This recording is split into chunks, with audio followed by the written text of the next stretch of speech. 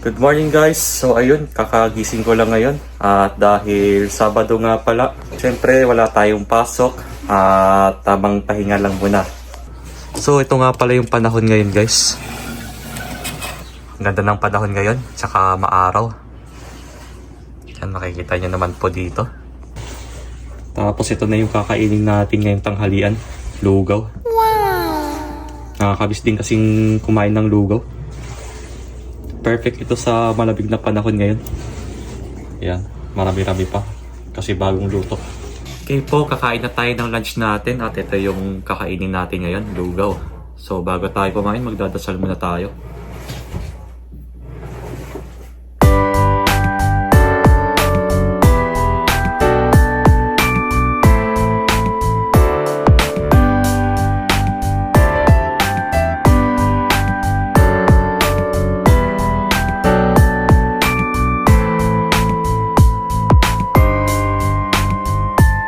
Maglalaban lang tayo mga damit dito ngayon. Pero yung iba na labang ko na rin. At ito na lang yung naiwan sa ngayon. Ito na yung last na natin sa labhan.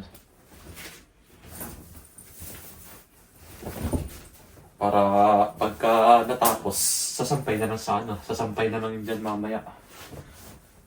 Kasi maya-maya lalabas din ako ng bahay. Meron din akong bibilin.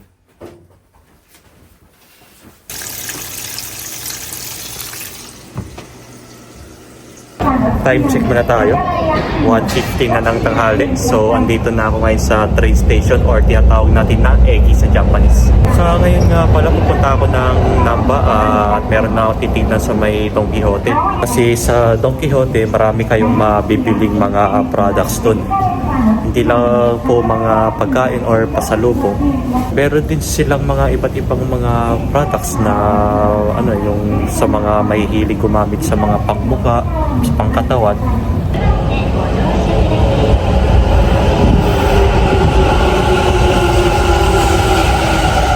Okay po, andito na tayo sa Don Quijote ngayon. Papasok lang tayo dyan.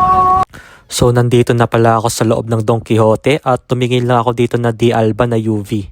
May kamahalan nga lang ito at karamihan sa mga babae, ito yung mga ginagamit nila. Kasi maganda daw itong gamitin lalo na pag nagda-dry ang inyong mukha. Kaya pupunta rin ako sa ibang Don Quijote dito kasi naubos yung isa na Di Alba na para din sa mukha.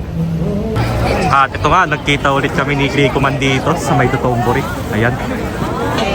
3, 2, 1, cheese! Grico Man. So, paulit-ulit na lang natin nakikita si Grico Man dito. So, tara.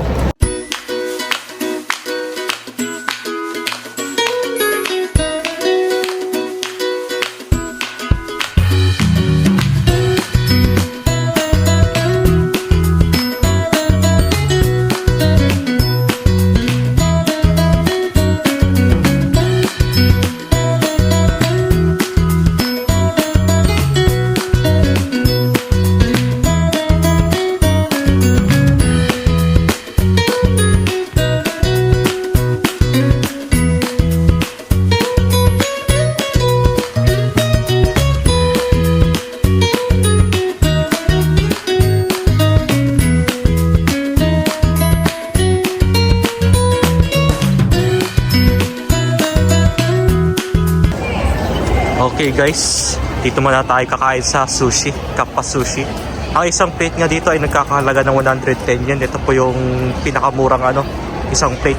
Pero iba't ibang mga presyo meron din sila dito eh. Hindi lang po ito yung presyo. Depende po kasi sa variety ng orderin yung sushi. At ayun nga, nakapasok na tayo dito sa Kappa Sushi na makikita yan dito sa 5th floor ng Dotonbori. At nakapili na rin ako ng uupuan natin na table para makakain tayo ng maayos kapag maluwag yung table. So dito nga pala tayo mag-o-order guys sa may iPad na to dahil napaka high-tech na ng Japan. Dito naman meron silang iba't ibang mga sauce dito na pagpipilian. At hindi rin mawawala ang wasabi pag kumakain tayo ng sushi.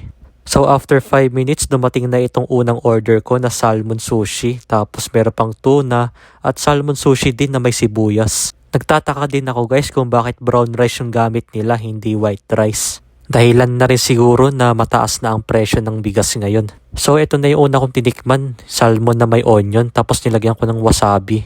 Siyempre, unang kagat, masarap talaga ang sushi at isa ito sa paborito kong Japanese food. Namiss ko rin kasi ito guys at matagal-tagal rin tayo hindi nakakain ng sushi.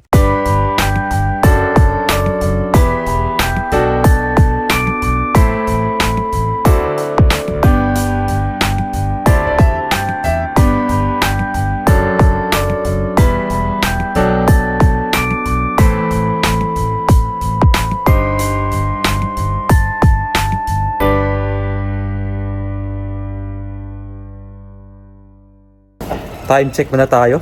5:20 na ng hapon. So bale, bago tayo umuwi ng bahay, dadaan muna tayo ng Philippine store na malapit dito. So bale, bumaba ako dito sa may Focus Station.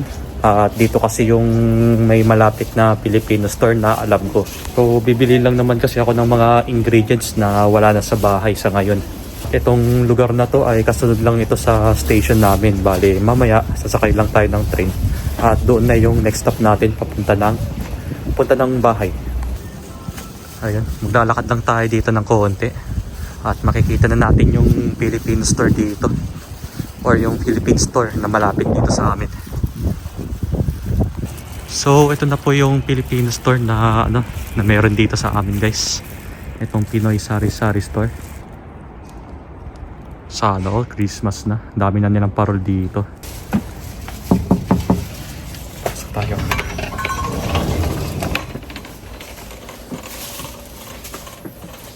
So nandito na ako sa loob ng Philippine store at gusto kong bumili ng toyo na wala na rin sa bahay. Tsaka ang dami rin pala nilang binibenta dito. Hindi lang mga sausawan, meron din silang mga delata dito, mga chicherya.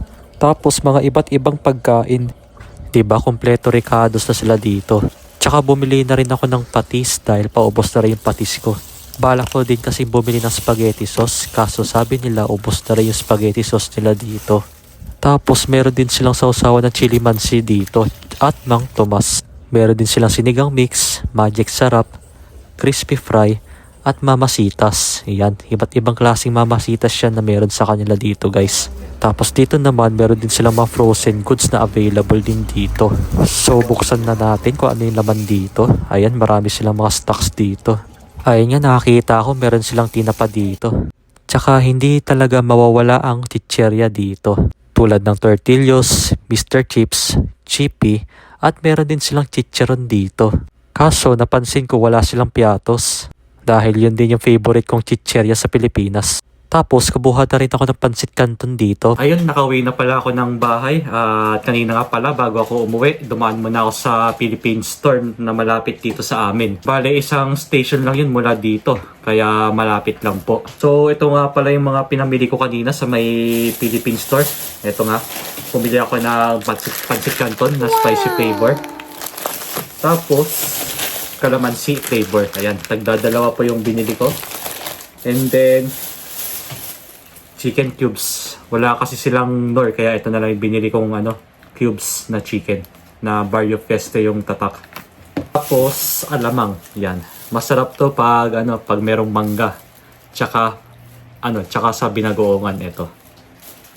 Ito nga pala yung pina-recommend sa akin ni Kuya kanina, itong Pacific Isles na na alamang. Sabi kasi niya na masarap daw ito, kaya titikman natin ito. And then bumili na rin ako ng patis dahil nga wala na rin kasi akong patis dito. Ito po. Tsaka wala daw silang malaki na patis, kaya for the meantime, ito na muna yung pinamili ko. And then, bumili rin ako ng tomato sauce. Ayan. Wala kasi silang spaghetti sauce kaya ito na lang muna yung binili ko na dalawa.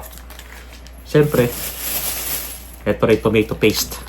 Sasama rin natin to pag magluluto tayo ng Philippine style na spaghetti next time. Ayan. Tsaka, hindi rin mawawala sa Philippine store ang jowa toyo. Ayan. Dahil tayong mga Pilipino mahilig sa adobo Kaya may tayo. Meron tayong toyo, hindi lang pang adobo, igado, at iba pang mga putahe na na magagamit nito. And then, bumili rin ako ng Moby na chocolate. Yan, nakakamiss rin kasi itong kainin guys. And then, of course, chicharon. Pork chicharon. Yan. May dalawa kasi silang klaseng ganitong chicharon kanina yung salted tsaka yung vinegar, kaya pinili ko na lang itong salted dahil meron naman kasi ako suka dito na pwedeng isang soso dito. Ang total nga pala na binayaran ko kanina, ito po lahat-lahat nasa 4,240 yen. Bale, itong 3,240 yen kanina, hindi pa kasama yung additional dito kanina na na pinahabol ko kanina. Kaya nasa total po nasa 4,240 yen. Ganyan po yung total na nabili ko kanina. At meron nga pala magpapa-shoutout ngayon. Ito po, shoutout po kay Ma'am Tetramos. Hello po, shoutout po from Tokyo. Stay safe po dyan palagi. And maraming salamat po sa panonood ng aking vlog. Next naman tayo mula kay NTHN_PNGZ. Shoutout po sa inyo. Lalong-lalo na po sa family niya. Shoutout din sa Balane family. Ayan po. Thank you po lagi. Tsaka sabi niya rin na sana maisama ko daw sa content yung pagturo ng basic Nihongo na usually na ginagamit dito sa Japan at least 2 to 3 words. Though meron naman po akong sinasabi ng mga ibang words na Nihongo at translate ko na lang dito minsan pag may nakikita kayo ganun. Anyways, ituturo ko sa inyo yung self-introduction dito sa Japan kung paano magpakilala ganun. So, ito po yung example ng Nihongo. Minasan, konbawa, shoji to moshimasu. Yoroshiku onegai shimasu. Shumi wa, nanto ka, basketball o shitari, eiga no Netflix o mitari, iru na tabemono o taberu koto desu. Shiwakinai desu. Nanka Nihongo mada hetakuso dakara, minasan issho ni ganbarimashou. So, ayun lang naman po yung mga sample ng Nihongo na alam ko. Tsaka yung mga self-introduction, syempre, yun din yung importante. Bago tayo pumasok sa trabaho, yun talaga yung importante, guys.